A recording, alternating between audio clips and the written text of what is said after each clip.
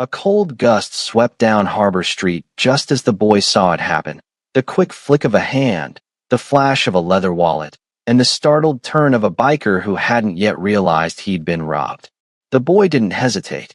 For a kid who had learned to survive on reflex and instinct, this was just another moment where he moved before thinking.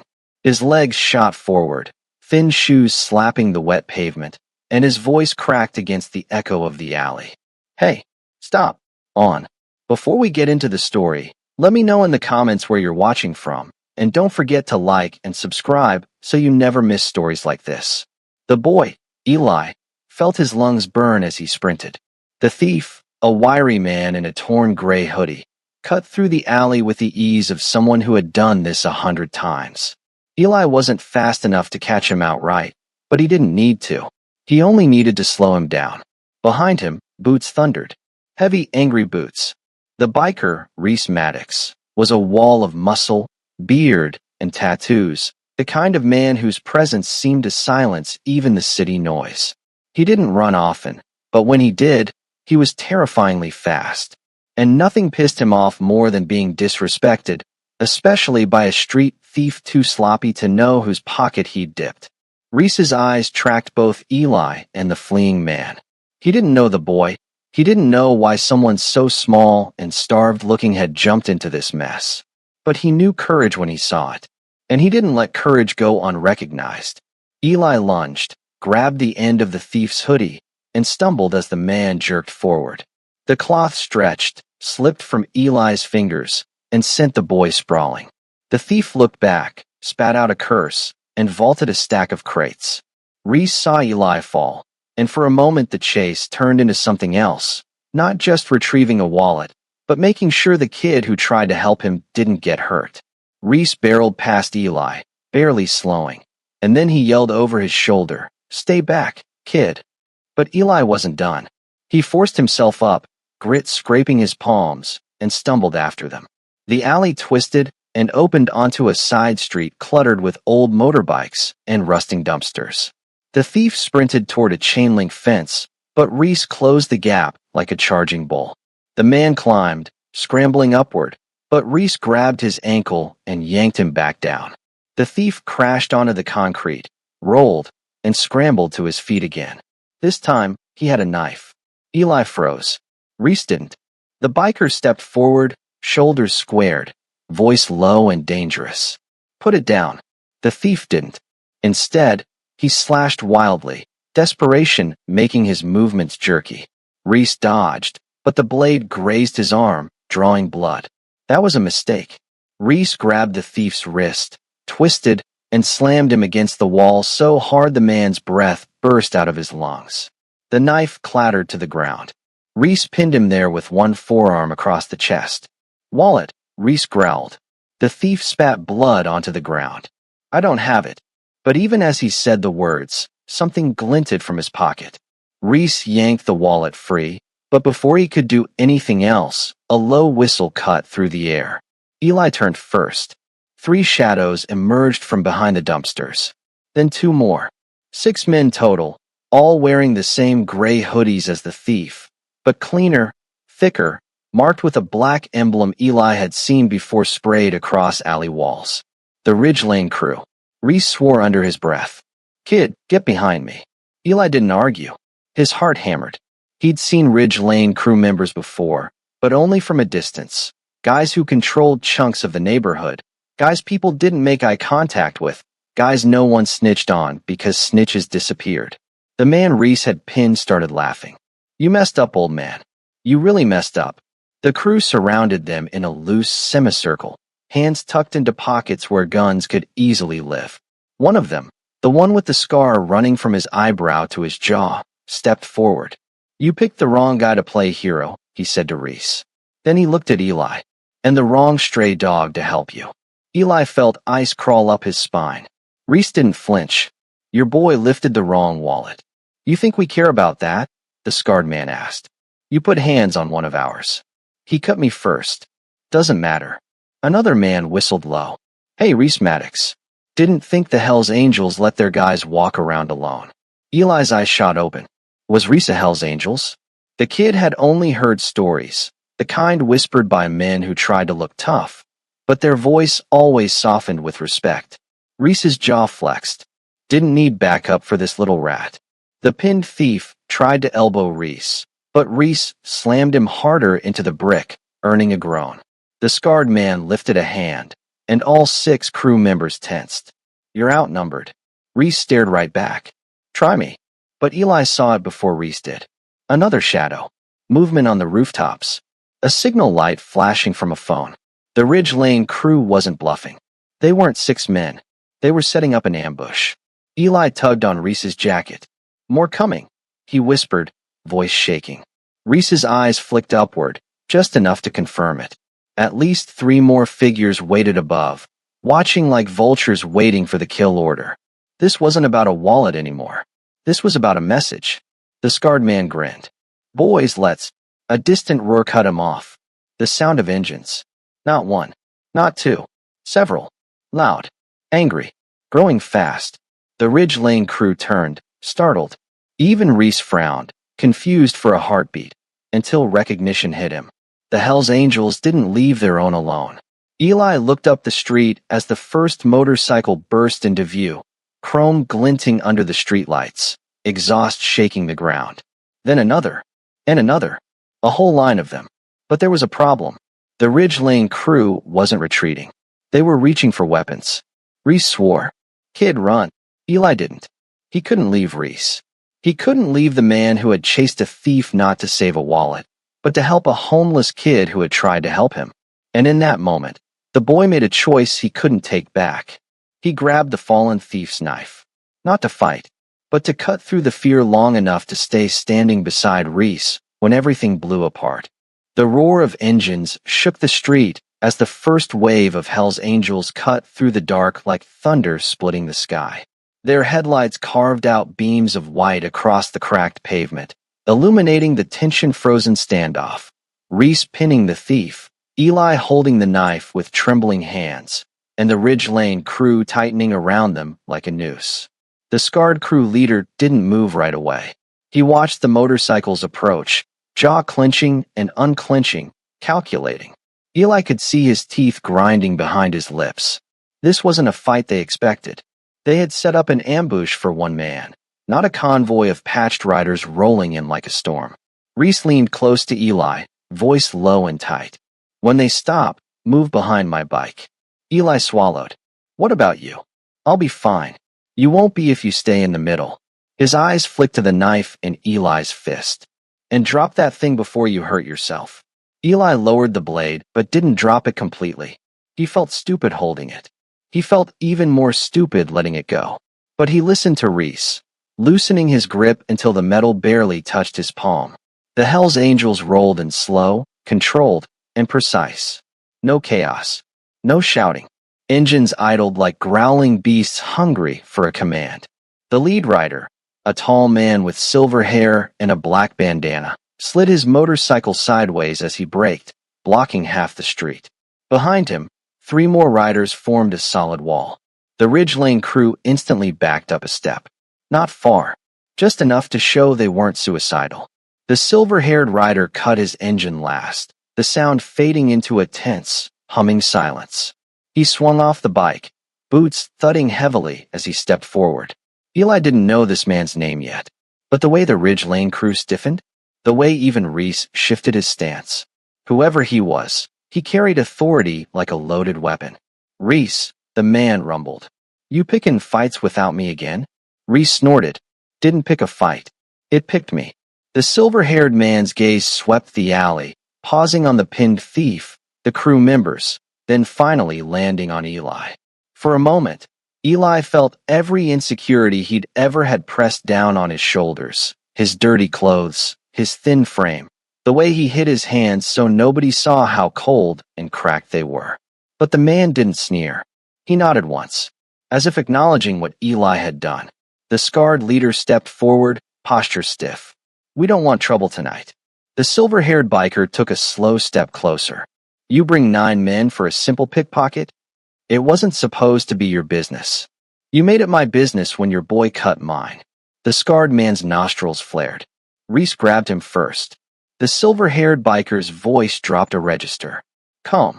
Deadly. You know how this works. We settle scores one-on-one. You escalate with numbers. He spread his arms slightly. We answer back. The tension in the air tightened so hard Eli felt it pressing against his ribs. Reese finally let the thief go, shoving him toward the center of the standoff. The thief stumbled, clutching his ribs, face twisted with pain and humiliation. Eli stepped back as Reese had told him. The Hells Angels didn't even glance at him. They subtly shifted to block both him and Reese, forming a semicircle of leather and steel. The scarred leader glared at the biker wall. You think we're scared of you? No, the silver-haired biker replied. But you should be scared of who we call if you force our hand. A ripple of unease went through the Ridge Lane crew. Reese leaned just enough for Eli to hear him. He's not bluffing. What does that mean? Eli whispered. It means the Angels aren't even the biggest group they run with. If this goes nuclear, Ridge Lane won't exist tomorrow morning. Eli's stomach twisted painfully. For a moment, no one moved. The thief wheezed. The crew shifted restlessly. The bikers stood like statues. Then the scarred leader raised his hand. His crew tensed, but he didn't give an attack command. He pointed at Reese. This isn't finished. Reese smirked. Didn't think it was. One by one, the Ridge Lane crew backed away, dragging the injured thief with them. They didn't turn their backs. They kept their eyes locked on the Hells Angels as they retreated to the shadows of the adjoining alley. The silver-haired biker didn't turn until the crew vanished. Only then did he look at Reese. You all right? Cut on the arm, that's it. And the kid? Eli jumped at being acknowledged. I'm okay. Reese jerked his chin toward him. He's the one who tried to stop the thief. A few of the bikers gave small, impressed nods. Eli felt his cheeks heat. Compliments weren't something he was used to. The silver-haired man looked harder at Eli, like he was reading the boy's life story in the lines on his face. What's your name? Eli. Got family, Eli? Eli hesitated. Reese noticed. The silver-haired biker noticed too. No, Eli muttered. Reese murmured. Kid's been around Harbor Street for months. Keeps to himself. The silver-haired biker exhaled. Well, Eli, you got guts. And you helped one of ours. He paused. So tonight, that makes you one of ours. Eli blinked. I what? Reese chuckled.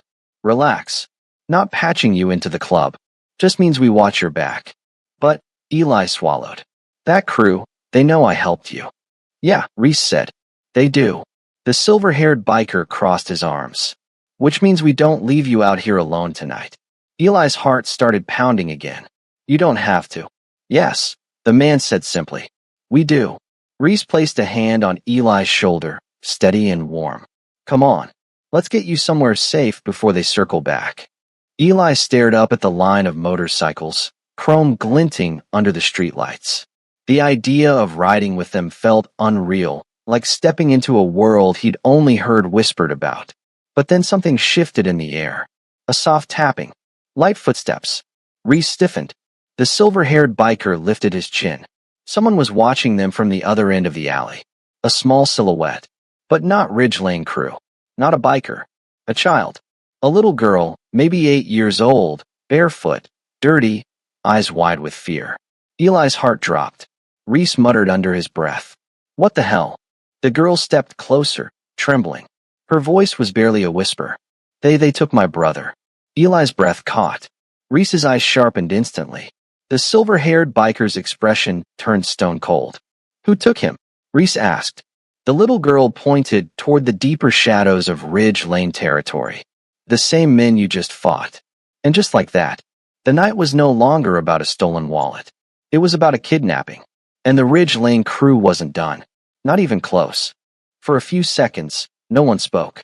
The Hells Angels stood frozen, leather jackets barely shifting with their slow breaths, the engines behind them still ticking from the heat. The silver-haired biker stared at the little girl while Reese instinctively lowered himself to her eye level. Eli watched her trembling hands, the way she clutched the hem of her oversized shirt, the way her eyes darted around as if she expected the Ridge Lane crew to burst from the shadows any second. Reese kept his voice calm. What's your name, sweetheart? Lena, she whispered. Her chin quivered. Eli stepped closer without thinking. What's your brother's name? She looked at him, eyes full of panic and exhaustion. Milo. The syllables hit Eli like a small punch, not because he knew the kid, but because Lena's voice cracked the same way as had when he was her age, when fear filled every corner of his world. He felt an ache he didn't want to show, so he swallowed and stood straighter.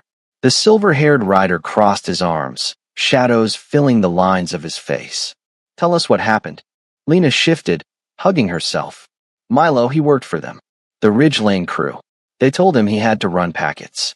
He didn't want to, but we had no money, and I was sick for a while, and her voice broke. She wiped her face quickly. Tonight, he told them he wanted out.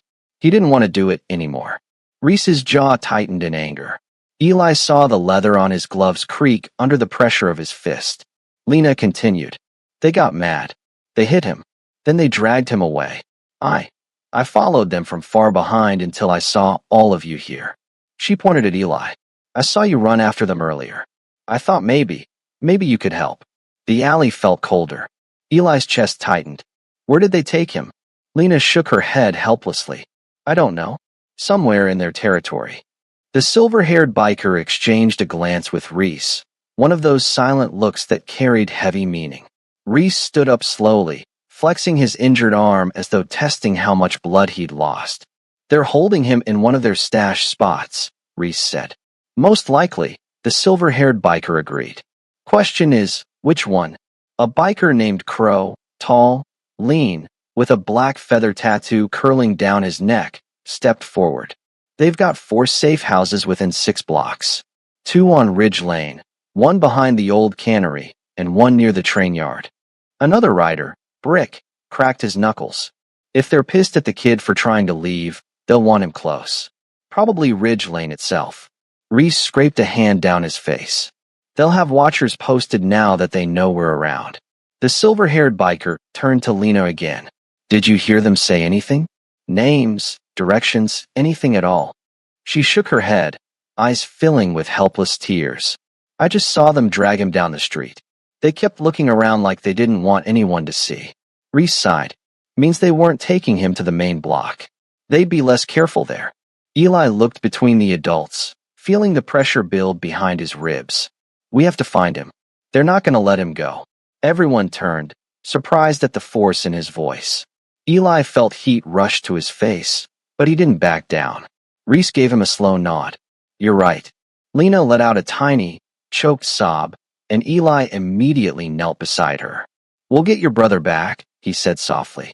I promise. The wind carried the faint sound of distant sirens, but no one moved. The bikers were waiting for the silver-haired rider's call. Finally, he spoke. All right. We split. He pointed. Crow, take Brick and run the cannery route. Reese, take Eli and check the Ridge Lane west entrance. If they move that kid fast, they'd take the alleys. You two know how to run them better than most. Reese grunted, not objecting. And I'll take the rest and check the train yard. Lena's breath hitched. I don't want to stay alone. You're not, the silver-haired rider said. You're coming with me. You'll be safer surrounded by all of us. He turned back to Eli. You sure you're up for this? Eli nodded without hesitation. Yes. Reese gave a faint smirk. Good. Stay close to me and don't try any hero moves. Eli shifted awkwardly, clutching the knife he still hadn't dropped. Should I keep this? Reese shook his head and gently took it from his hand. I said drop it, kid. You're not stabbing anybody. Eli exhaled, suddenly relieved not to be holding the cold metal anymore. The bikers mounted their motorcycles one by one. Reese tossed Eli a helmet that was a little too big. You're riding with me. Eli blinked. For real. Unless you want to run the whole way. Eli scrambled on behind him, holding onto the back rail. Lena watched him go with a tiny, hopeful expression, as if Eli himself was carrying her hope. Engines roared again. Splitting into groups, the Hells Angels took off in different directions, carving through the night like 3 separate storms. Reese and Eli darted into the narrow grid of alleys that fed into Ridge Lane territory. The deeper they went, the more the smell changed. Old trash, gasoline, mold creeping up brick walls. Eli recognized it too well. He'd slept in these streets, hidden in these corners. He knew every crack and crevice where danger liked to live. Reese slowed as they approached a fork between two abandoned auto shops. He cut the engine and signaled for silence. Eli hopped off quietly. Reese spoke in a low whisper. They move fast when they're spooked. Bringing out their crew earlier means they're on alert. His eyes scanned the darkness. If they're holding the kid somewhere nearby, they'll have lookouts. Eli nodded, eyes narrowing. I know where they usually stand. Reese glanced sideways. How do you know? Because I used to hide from them, Eli said, swallowing. And sometimes they didn't see me. Reese stared for a moment. Then a slow grin crossed his face. Kid, remind me to never play hide and seek with you. They moved deeper into the alley, silent as shadows. But then Eli froze. Footsteps. Reese pressed Eli back behind a dumpster. Two Ridge Lane crew members walked into view, whispering sharply. One muttered, Boss wants the kid moved tonight. The other hissed, Where? We already got trouble with the angels nosing around. Somewhere quieter. Somewhere they won't look. The first one kicked a can aside. I just hope the kid ain't passed out again. Eli's heart lurched. Passed out. They were hurting Milo. Reese shot Eli a look, a hard, focused look that said one thing. We follow them. Without a word, they slipped into the darkness behind the two crew members, keeping distance but never losing sight. As the alley narrowed and the crew members turned deeper into Ridge Lane territory, Eli felt something shift in the air, a tension, a heaviness, a sense that they were walking straight toward something dangerous. But they couldn't turn back, because somewhere ahead, Milo was waiting, and time was running out. The two Ridge Lane crew members walked with purpose, their hushed voices bouncing off the alley walls. Reese and Eli shadowed them from a careful distance, just far enough to stay unseen, but close enough to catch every word. The deeper they moved into Ridge Lane territory, the more the city felt like it was holding its breath. Streetlights flickered, buildings leaned inward like watching sentinels, and the smell of damp concrete thickened the air. Reese leaned close to Eli, whispering, Stay behind me. If they turn, duck into the shadows. Eli nodded, fighting the tremor in his hands. His pulse thudded in his ears. The crew members walked past a boarded-up laundromat, then a row of graffiti-tagged garages. Their silhouettes moved with the ease of men who owned these streets. Every turn they took threaded deeper into the parts of the neighborhood that even the cops avoided. Eli knew these blocks too well. Nights spent sleeping behind dumpsters, mornings eating whatever he could find in trash bins. He'd always stayed far from the territory controlled by Ridge Lane because trouble clung to their corners like fog. Now he stepped through those same shadows willingly. Reese squeezed his shoulder lightly. You holding up? Eli didn't look up. I'm fine. Just worried for Milo. Reese's voice softened a fraction. That makes two of us. The crew members suddenly stopped at the mouth of a narrow alley. One of them pulled out his phone, tapping fast. Reese and Eli pressed behind a dented steel door. The first crew member muttered, He's awake now. Screaming again. Eli's breath hitched. The second one groaned. Boss told us to gag him. Said he's tired of hearing the kid yell. Rage boiled in Eli's chest. He felt his nails digging into his palms.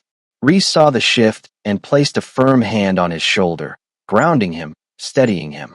Control it, he whispered. We can't help him if we blow our cover. Eli clenched his jaw, forcing himself to breathe. The two crew members continued down the alley until they reached an old auto shop.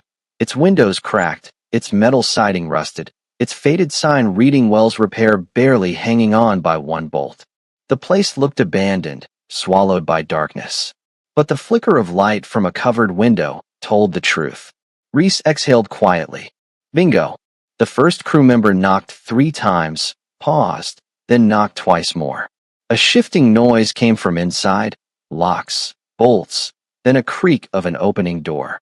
A broad man, arms thick with tattoos, peered out. You're late. The crew member shoved past him. Kid fainted twice. We had to drag him. The man grunted. The boss said move him in an hour. Move him. Reese's eyes narrowed. They're not keeping him here much longer.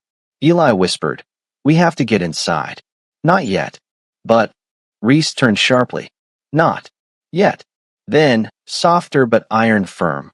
We need the others. Eli forced himself to nod. He knew Reese was right, but the thought of Milo suffering inside that building made his stomach twist. The broad man closed the door. Lock slid back into place. The alley fell silent again. Reese grabbed Eli by the sleeve and pulled him deeper into the shadows. We fall back. Call the others. Plan this right. No rushing. But just as they turned away, a sudden metal clang echoed from the adjacent alley.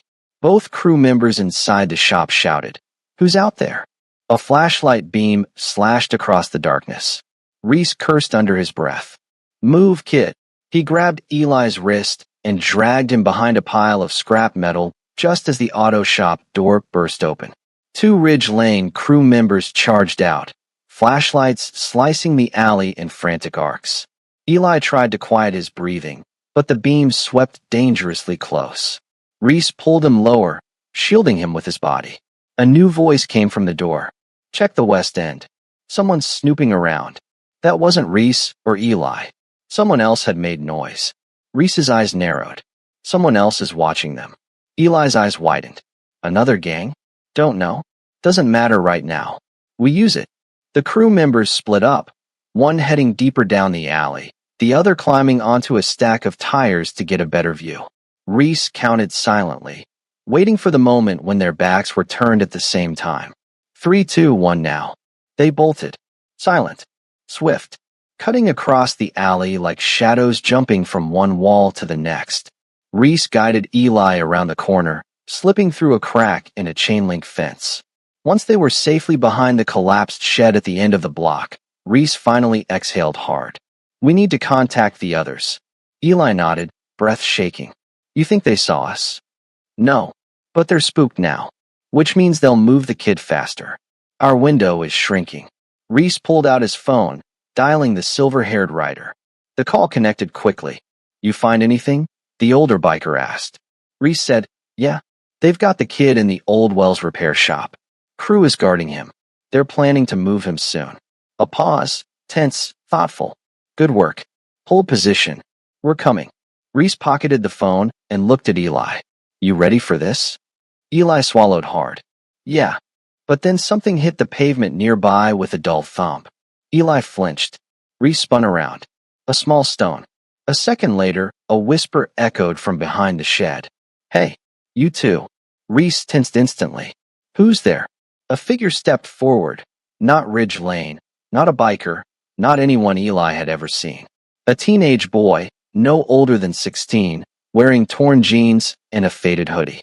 His face was bruised, his lips split, and his breath came in panicked spurts. The boy raised both hands, trembling. Please don't hit me. I'm not with them anymore. Reese's tone sharpened. Who are you? The boy swallowed. Name's Callum. I used to run with Ridge Lane. I know where they're taking the kid. Eli's pulse spiked.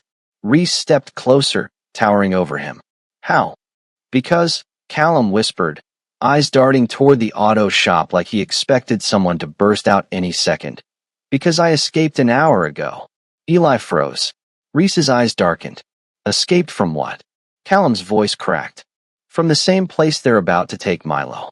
And for the first time tonight, Eli truly understood how deep this went, and how dangerous the next move would be.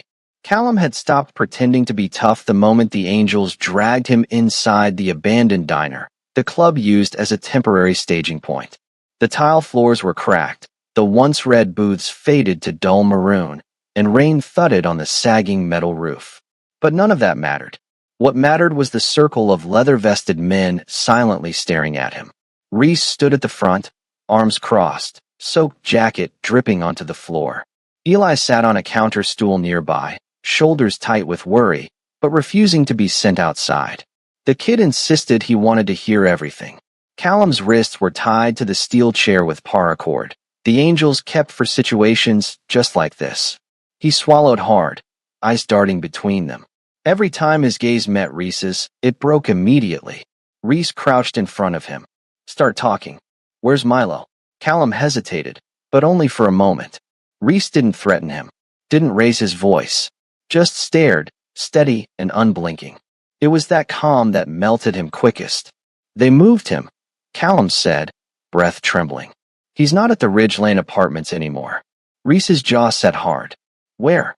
A crossing point, down at the quarry hold.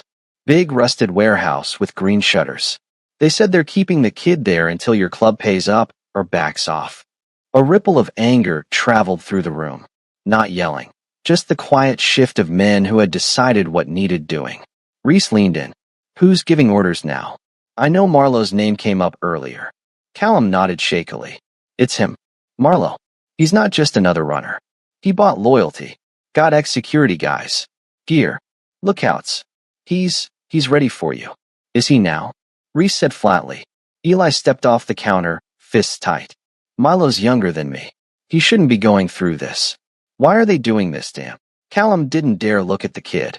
They figured Reese wouldn't let any boy connected to the Angels slip through their fingers. Milo just got caught in the wrong street at the wrong time.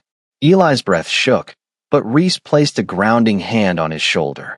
Hey, we're getting him back. Eli nodded but didn't look convinced yet. One of the senior Angels, Dax, leaned forward, tapping a toothpick against the table. Reese, you know that warehouse. You know damn well they'll have high ground inside.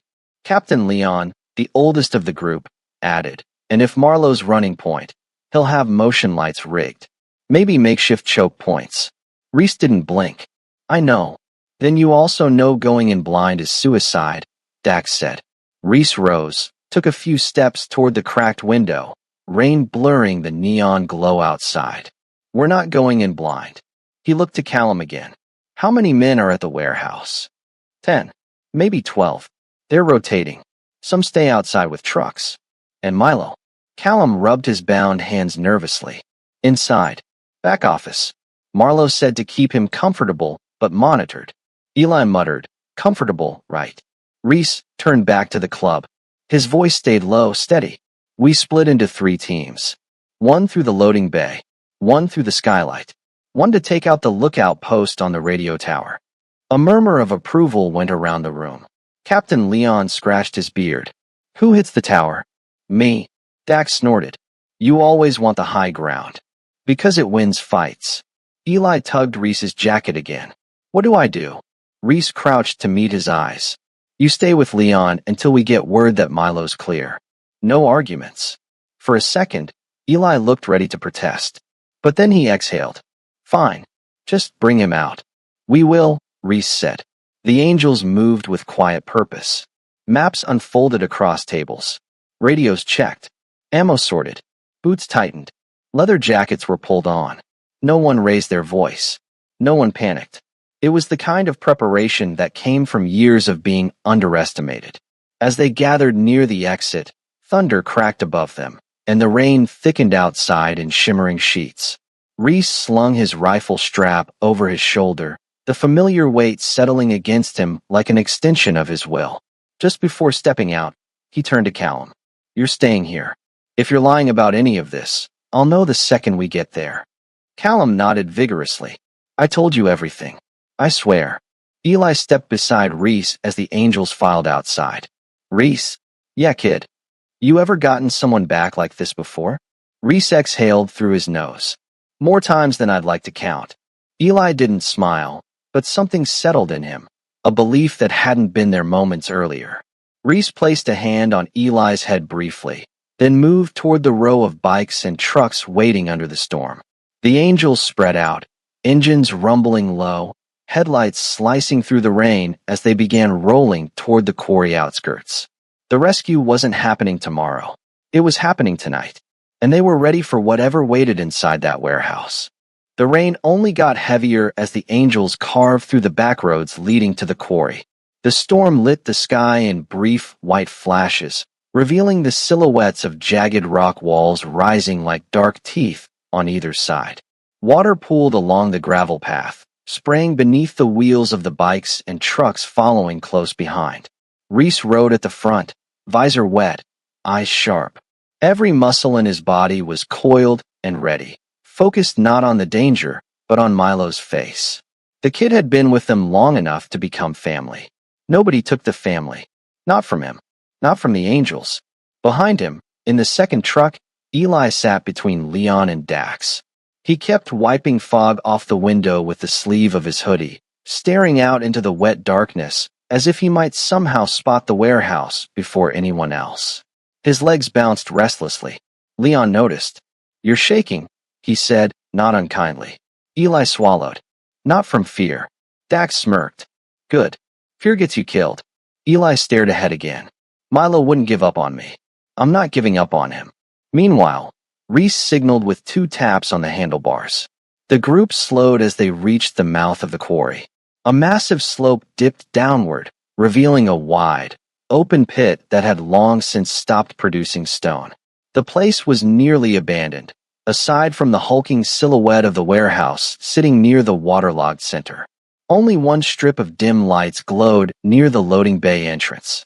Everything else remained pitch dark, perfect for an ambush. Reese pulled the bike behind an outcropping of rock. The rest followed, engines fading out one by one into the storm's steady roar. When only the rain remained, Reese lifted his chin toward the warehouse. "That's it." Leon and Dax leaned forward to stare. Eli held his breath. From here, the warehouse looked quiet. But the angels knew better. Reese lowered his voice. "Everyone splits now. Skylight team heads left. Loading bay team circles the far rock wall. Tower team with me."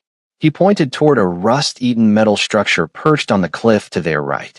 A lookout post, a tall tower barely holding itself together, but still high enough to see the entire pit. "If they have eyes up there," Reese said, "they'll see every one of us before we get within 50 yards. Dax cracked his knuckles. "Then let's make sure they don't." Reese motioned for 3 angels to follow him. Eli stepped forward automatically. "No," Reese said quietly. "You stay here. You go in with Leon only when we give the word." Eli clenched his jaw. "I'm not scared." "I know. But you're needed when Milo gets out. Not before." Eli hated it, but he nodded. Reese tapped his shoulder once, then headed out into the rain with his tower team. The climb up the slick rocks toward the lookout tower was brutal. Mud slid beneath their boots. Lightning flashed overhead, revealing the tower's thin outline. Every few steps, Reese dropped to one knee, scanning the shadows for movement. Halfway up, he held up a fist. The team froze. Footsteps. Muted. Careful. Inside the tower, Reese signaled 3 hand gestures: sweep left, funnel right, breach center. Lightning cracked again, giving them a momentary glimpse of a man inside the tower, holding a radio, pacing near the open window. Reese whispered, "Move." They ascended in complete silence. A creak of metal, a shift of weight, a gust of wind. The lookout never heard them coming. Reese grabbed him from behind, covering his mouth. The man struggled for a moment, but a chokehold dropped him quietly. The angels dragged him out of sight and tied him with the same paracord they'd used on Callum. Reese picked up the radio from the floor. Static hummed softly. A voice crackled through. "Post 1, status check. Post 1, respond. Marlowe wants updates." Reese clicked the button, disguising his voice under the storm's rumble. "Post 1 steady. Nothing moving." A brief pause. "Good. Stay alert. They'll come." Reese's eyes chilled. They were expecting the angels. He set the radio down and motioned the team to sweep the ledge. With the tower neutralized, the entire quarry lay visible below. The loading bay team was already in position, silently hugging the warehouse wall. The skylight team crouched on the roof, waiting for Reese's signal. Below, the warehouse doors suddenly creaked open. A figure stepped out. Tall, lean, coat whipping in the wind. Marlowe. He looked out over the quarry, scanning the darkness as though he sensed the angels' presence even without seeing them. But the sight that cut deepest was the radio in his hand, and the fact that he wasn't alone. 2 armed guards flanked him. Reese felt his jaw tighten. They were gearing up for a fight. Lightning split the sky again, and Marlowe's voice carried faintly through the rain as he spoke to his men. "Stay sharp.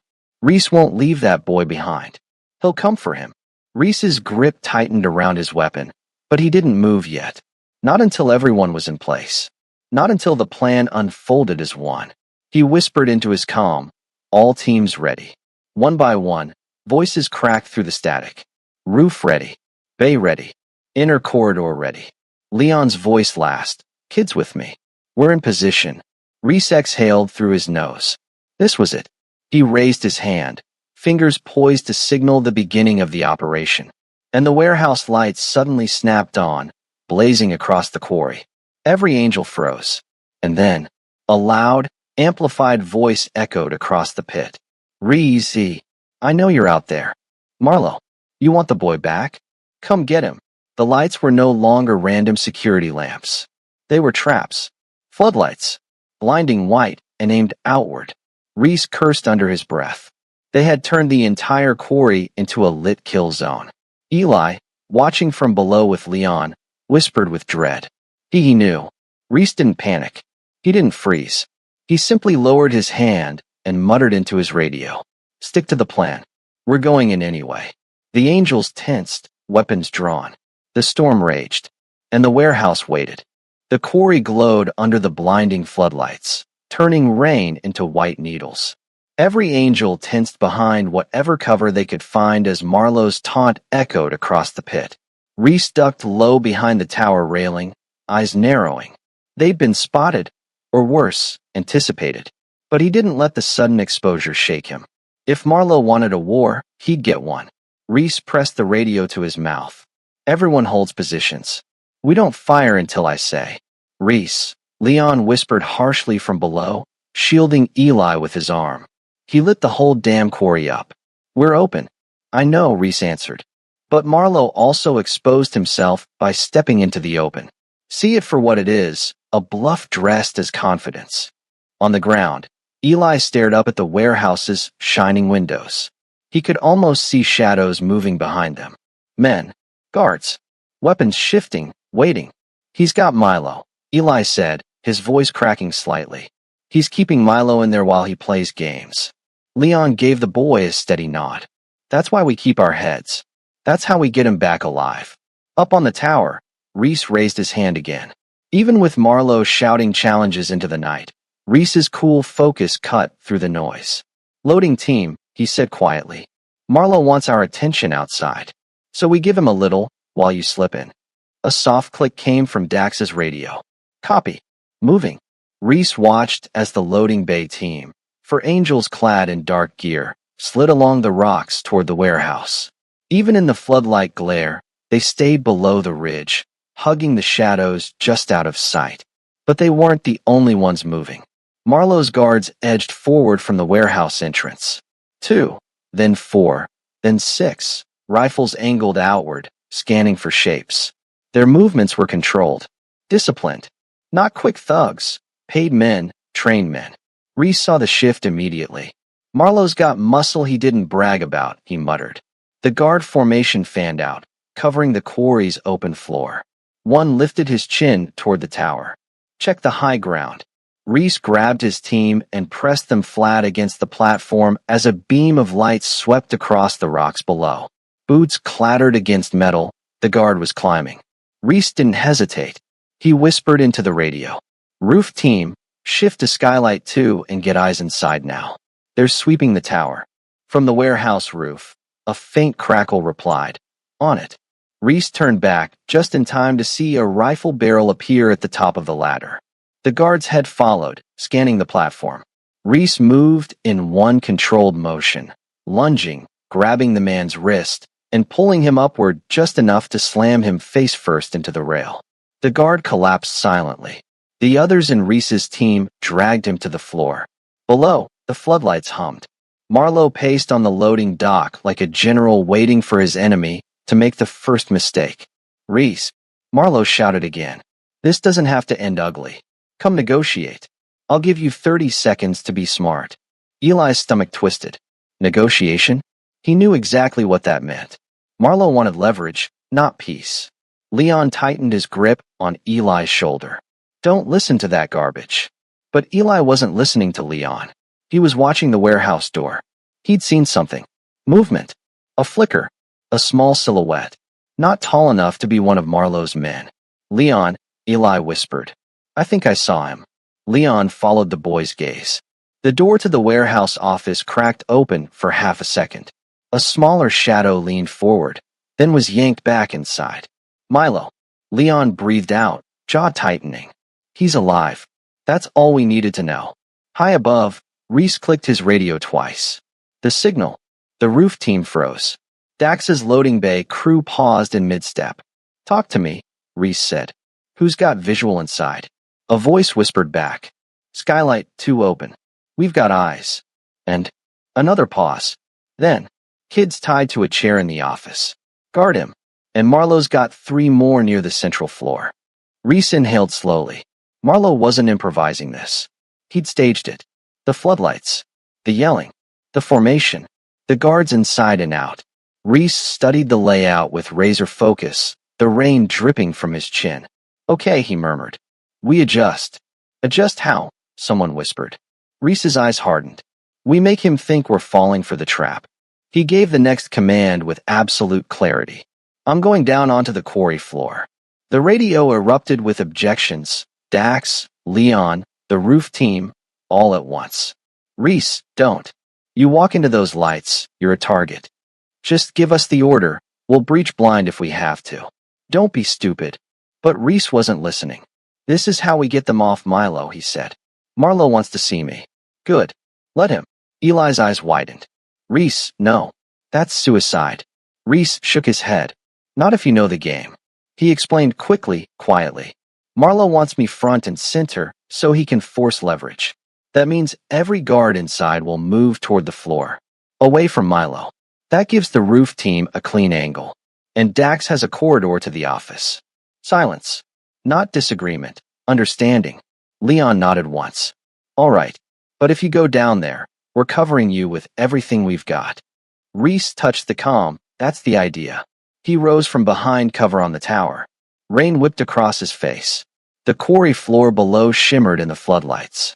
Marlowe stood tall at the center, soaking wet, arms out like a twisted host welcoming a guest. Reese whispered, all teams, get ready. He stepped into the light. The angels froze. Guards snapped rifles upward. Marlowe grinned like a predator who'd been waiting for this exact moment. There he is, Marlowe called out. The man of the hour. Reese kept walking, boots crunching through wet gravel. Above him, the roof team shifted into position. Behind him, Dax's team crept toward the loading bay door. To his left, Leon covered Eli with both arms as they crouched behind the rock wall. Rain poured harder. The floodlights burned brighter. The tension stretched, so tight it almost screamed.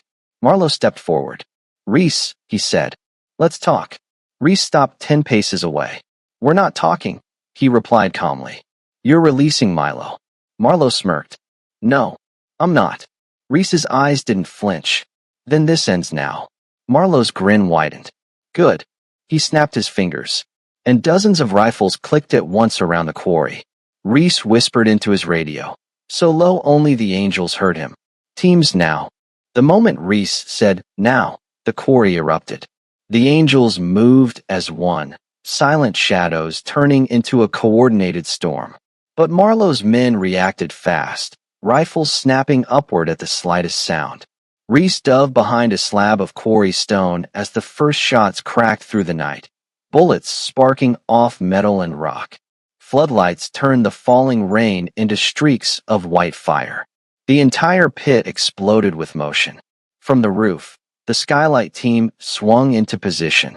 2 of them used grapples to lower themselves over the metal panels, steady and precise despite the storm hammering down on them. Their lead, a sharp-eyed angel named Briggs, whispered into the calm. Skylight 2 breaking now. Metal groaned. A sheet of rusted steel dropped inward with a deafening clang. Inside the warehouse, guards spun toward the noise, just as planned. Reese sprinted low toward a forklift that lay overturned near the loading area, bullets tearing into the ground behind him. Marlowe's men fired without hesitation, each crack of their rifles echoing across the quarry walls. But Reese moved like he'd trained for this moment his entire life. Loading team move, he barked into the comm. Dax burst from behind the rock wall with his crew, charging the loading bay entrance. They fired in short, controlled bursts, taking out 2 guards before they could fully turn toward the breach. Marlowe's snarl carried through the storm. Don't let them in. Take them down. But everything was happening too fast. Inside the warehouse, under the skylight, Briggs and his partner landed on the steel beams above the main floor. From their vantage point, they saw everything. The stacked crates, the scattered floodlights, the narrow corridor that led to the back office, and the guard posted right outside Milo's room. Briggs raised his rifle. "One down," he whispered. A single suppressed shot cracked. The guard dropped silently. From the quarry floor, Reese could not see inside, but he heard the click in his earpiece. A signal. Office corridor, clear. He slid behind the forklift, catching his breath for half a second. Rain pounded the metal so loud it almost drowned out the nearby gunfire. Eli and Leon watched from the ridge. The kid's heart hammered so hard he felt it in his ears. The flashes of muzzle fire, the shouts, the floodlights. It felt like a nightmare and a movie and a disaster all at once. "Leon," Eli whispered sharply. "Dax's team is in. They're inside." Leon didn't respond. He was too focused, tracking Reese through the quarry floor with eyes sharp as a hawk's. "He's heading to the left side, trying to cut off Marlowe's angle." But Marlowe wasn't a fool. He moved with surprising speed for a man so composed. 3 of his armed guards followed him, fanning out toward the center of the pit, filing into firing positions. Marlowe pointed at Reese, his voice cutting through the storm. "Reese, you're outnumbered. Walk away, and I'll let the boy go." Reese didn't even turn his head. "He's lying," Eli shouted, as if Reese could hear him from this far. "Don't listen." Reese raised his radio again. "Briggs. Status." A whisper answered. "We're over the office. Milo's in the chair. Tied, but breathing. Guard down. Corridor clear. We're holding." Reese let out a slow breath. One more step. He bolted from behind the forklift and sprinted toward the concrete divider ahead of him. Gunfire exploded from Marlowe's line, bullets ripping into the divider just as Reese dove behind it. Dust burst upward. Stone shattered. But he made it. From across the quarry, Marlowe shouted, "You're not making it to that warehouse." Reese keyed his mic. "Dax door?" "In." Dax answered, breath heavy. "We're in the inner hall. Got 2 more down. The office is 30 feet ahead." "Hold position," Reese ordered. "Don't move until I draw them." Eli couldn't take it anymore. "Leon, we gotta help." Leon grabbed the boy and pulled him down as a stray bullet ricocheted off the rock above their heads. "Kid, you move now, and you'll get shot. Reese knows what he's doing. You stay down." "That's an order." Eli clenched his fists, frustration clawing at his chest. He wanted to be brave, wanted to be useful. He'd promised Reese he'd stay put, but sitting and watching while Milo sat tied in a room was torture. Back on the floor, Marlowe stepped forward, motioning 2 of his guards to flank left. "He's pinned," Marlowe growled. "Close in on him. Make sure he can't reach the warehouse." Reese's breathing was steady. Even as bullets hit the divider inches from his arm. The trench-like divider gave him cover, but not much time. He spoke quickly into his mic. "Roof team, be ready. When I run, you take the right angle. Dax, as soon as you hear chaos, you move. Get to the office. Get Milo." Briggs whispered, "Understood." Dax responded, "On your go." Reese peeked for half a second, just long enough to mark the guard positions. 2 at the left flank, 1 taking cover behind a fuel drum, and Marlowe himself stepping forward with the arrogance of a man who believed he controlled the board. Reese whispered, "Here we go." He inhaled sharply and sprinted. Gunfire erupted instantly, sparks exploding off the wet ground around his boots. Marlowe shouted orders, his voice cracking through the chaos. "Take him down." But they missed by inches. Reese zigzagged through open gravel, sliding behind stacked pallets halfway to the warehouse. Above him, Briggs fired 3 rapid suppressed shots. 2 guards dropped. The third dove for cover. Inside the warehouse, the noise echoed like thunder. Dax heard it and growled. "That's our cue. Move." They barreled down the hall toward the office. Reese yelled into the comm, "Dax, now." Dax shouldered through the final door. Inside, Milo flinched, bound to the chair, eyes wide and terrified. But the moment he saw Dax, he exhaled a tiny breath that broke every heart in the room. "Kid secured," Dax shouted. Reese didn't get to breathe relief. Marlowe had finally seen what Reese was doing. He froze. His smile dropped. He whipped toward the warehouse. They're going for the boy. Get inside. Two more guards sprinted past him. Reese cursed under his breath and stood, exposed, and fired 3 shots to slow them down. One guard shrieked and fell. The other stumbled. But Marlowe was already running, fury twisting his face. Eli saw it first. He jolted upright. Leon, Marlowe's going for the warehouse door. Leon snapped the radio to his mouth. Reese, Marlowe's coming to you. Reese didn't answer. He couldn't, because Marlowe had reached the warehouse steps, and he had pulled a detonator from his pocket. A deadman switch. Eli gasped. No, he's gonna. Leon's face drained of color. Marlowe pressed the button halfway down, and the ground beneath the warehouse shuddered. The world didn't explode all at once. It buckled. Reese felt the shockwave before he heard it, an angry, concussive thump that blasted dust from the seams of the quarry-hold warehouse and sent a ripple through the ground beneath his boots. Then came the roar, a deep, gut-punching blast that ripped outward as if the earth itself was coughing fire. The building convulsed. Metal screamed. Glass burst. Sections of the outer wall rippled outward like fabric kicked by a giant. Reese staggered back as debris rained down in choking clouds. Flames licked out of shattered windows, the heat washing over him hard enough that his eyes watered. Milo, he yelled instinctively, even though Milo was still inside, still in the labyrinth of industrial corridors where Dax, Leon, and Briggs had been rushing him toward the east door. He couldn't see them. He couldn't hear them. Only the fire. Only the screaming steel. Reese's chest seized. He sprinted toward the collapsing entrance, just as half the roof folded inward with a thunderous crack. A wall of scorched air slammed him off his feet and sent him skidding across gravel. He hit hard, rolled, coughed until blood hit his tongue. Then he forced himself up. Dax, he shouted into the inferno. Leon, Briggs, come on, answer me.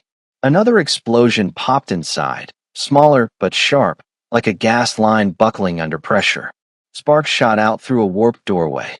Reese pushed forward anyway. His lungs fought every breath. Smoke clawed at his throat. His vision swam. But he kept moving, hand over hand, pulling himself along the fractured concrete until he reached the twisted loading bay opening. He leaned in. Inside, the warehouse was a nightmare of tilting walkways, fallen lights, and flames chewing through wooden crates. The steel mezzanine where Marlowe had been standing now sagged at a deadly angle, and one side collapsed entirely. But Marlowe himself. Reese spotted movement. The man was pinned under a chunk of collapsed scaffolding, bleeding, half-burned, one leg crushed beneath steel. The detonator lay a few feet away, flickering weakly in the smoke. Marlowe's head turned. He saw Reese. And he laughed. Not loud. Not triumphant. A wet, broken laugh that gurgled through blood. You can't save them, Marlowe rasped, coughing violently. This place, it's wired, all of it, goes down together. Reese didn't waste breath on him. He stepped over the broken metal, searching desperately through the haze for a sign of the crew of Milo. A voice finally cracked through the smoke. Reese, Dax. Reese's legs nearly gave out in relief. A moment later, Dax emerged through a wavering curtain of fire, half carrying Milo, half dragging him. The boy was awake, but barely, his arms wrapped around Dax's neck as the biker shielded him from falling debris with his own body. Leon stumbled behind them, coughing, one sleeve on fire. Briggs slapped the flames out with his bare hand and shoved him forward. We need, Dax choked. We need another exit. East corridor collapsed. Reese grabbed Milo from Dax and lifted the boy into his arms. Milo gasped for air, clinging to Reese's jacket. I got you, Reese whispered, voice breaking. Stay with me, kid. Stay awake. A support beam overhead groaned ominously. Briggs looked up. We've got maybe 40 seconds before the whole spine gives out. Leon pointed. North side access tunnel. Last chance. But the access tunnel was beyond a corridor currently swallowed by flame. Dax met Reese's eyes. Reese nodded before he could think. He shifted Milo's weight, then lowered his shoulder, and charged toward the fire. "Follow me." The others covered their faces and barreled after him. Reese plowed through the heat, teeth gritted, eyes slitted against the blistering light. The corridor was an oven. Wooden pallets stacked along the wall crackled and ignited one by one, sparks pelting his face. The tunnel door loomed ahead, half off its hinges. Reese kicked it open, and fresh air blasted in like salvation.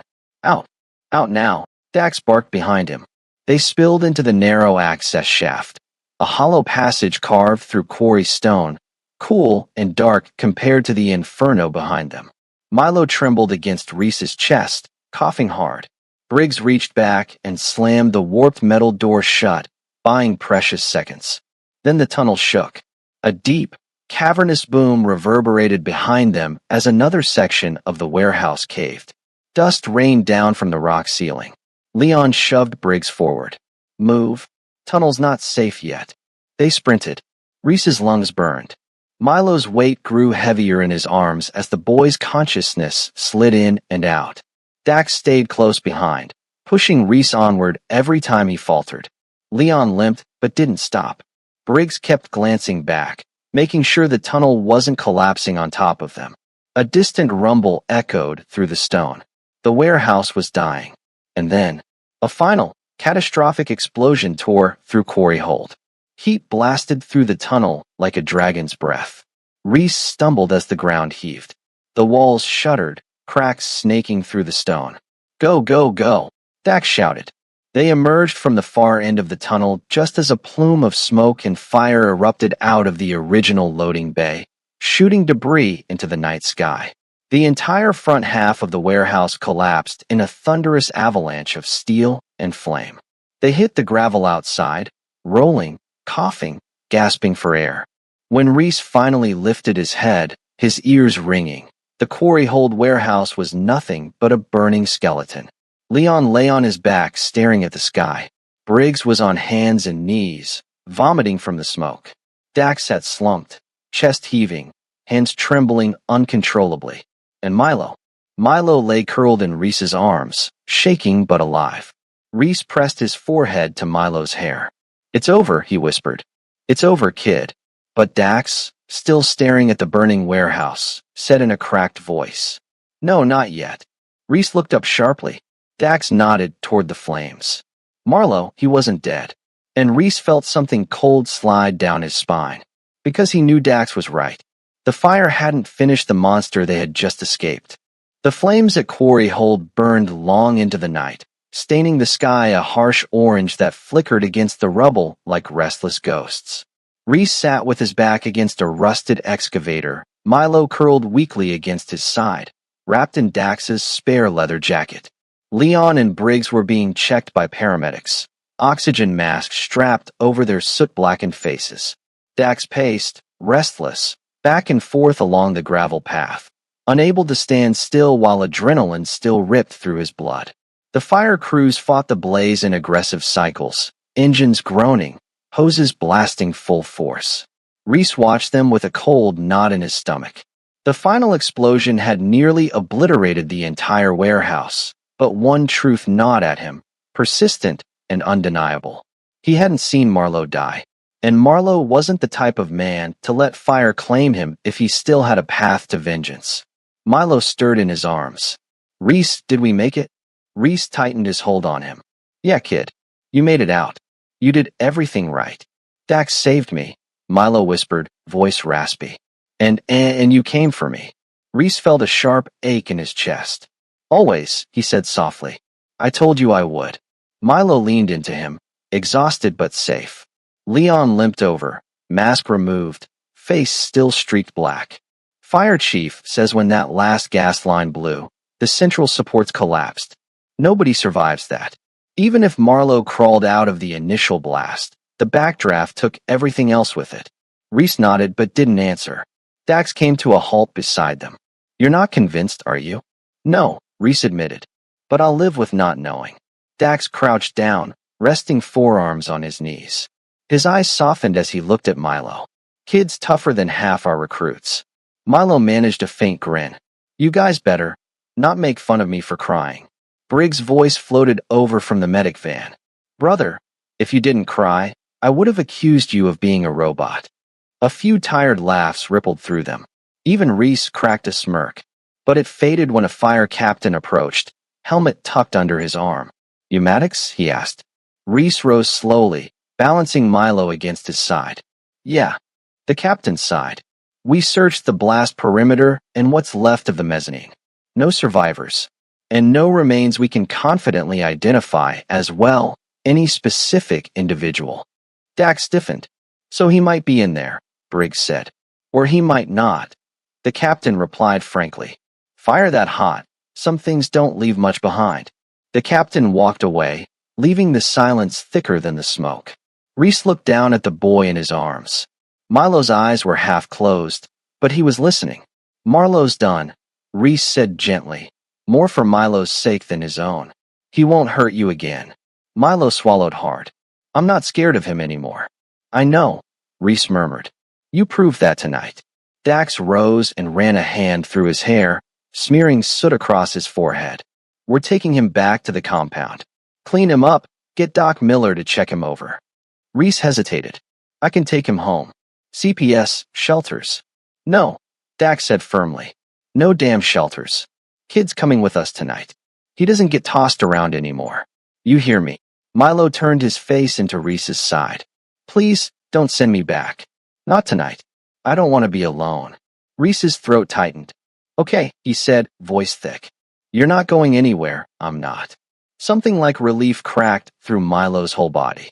He clung tighter, shaking. They walked together toward the row of bikes parked near the ridge, the engines still warm. Dax led the way, Briggs trailing behind, Leon drifting in the rear with a limp that would need days to fade. Reese didn't put Milo on a bike.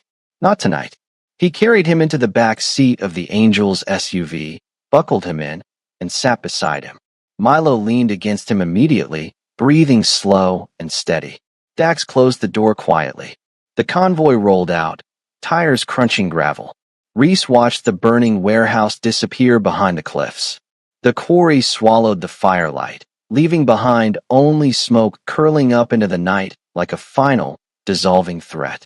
Halfway down the mountain pass, Milo spoke without lifting his head. "Reese, do you think Marlo's really gone?" Reese brushed soot from the boy's hair. "I think the world's too big for monsters to stay in the shadows forever. And if he crawled out of that fire, he'll make a mistake. And when he does, we'll handle it." Milo nodded, slowly drifting toward sleep. The SUV rolled into the Angel's compound at dawn. Warm light spilled over the asphalt courtyard, painting the bikes gold. Members who'd been waiting through the night gathered silently as the group approached. No cheers, no noise, just the quiet, fierce pride of men watching one of their own carry a child who had survived hell. Reese stepped out with Milo in his arms. The boy blinked awake, confused but safe. Dax clapped Reese's shoulder. "You done good, Maddox." Reese exhaled. "We all did. And we'll finish the rest when the time comes," Dax added quietly. Behind them, Leon sank onto a bench, mumbling about needing a 4-drip of coffee. Briggs was already pawing through the kitchen window, begging for breakfast. Someone handed Milo a blanket. Someone else offered to make him pancakes, as tall as he is. For the first time in days, Milo smiled. Reese let the moment soak in. Let himself feel the weight lift, just a fraction, but enough. Marlo might be dead, or he might not. But Reese had Milo. And Milo had a family now, one that didn't break, didn't abandon, didn't run. The sun rose. The night ended. And whatever came next, they'd face it together. As we wrap up this 10-part story, let me know in the comments where in the world you're watching from. And if you enjoyed this journey with Reese and Milo, make sure to like the video and subscribe to the channel so you never miss the next story.